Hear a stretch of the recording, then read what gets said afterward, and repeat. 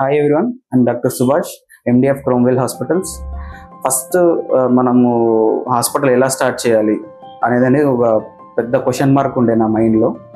So that ఎట్లా చేయాలి ఏంటి, కొంతమంది ఫ్రెండ్స్ని రిఫర్ చేశాను అనమాట.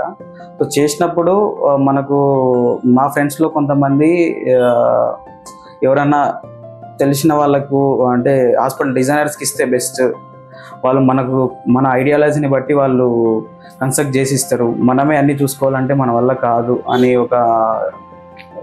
ఒక విషయం చెప్పారు. దానివల్ల మనము ఒక కన్సల్టెంట్ని అప్రోచ్ అవ్వాల్సి వచ్చింది.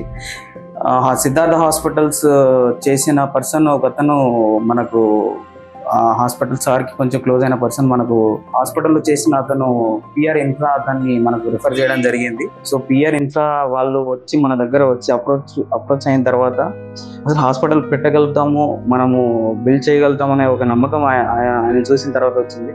రోహిత్ సార్ అతను చూసిన తర్వాత తను మనతో మాట్లాడిన తర్వాత నాకు చాలా కాన్ఫిడెన్స్ బిల్డ్ అయ్యింది.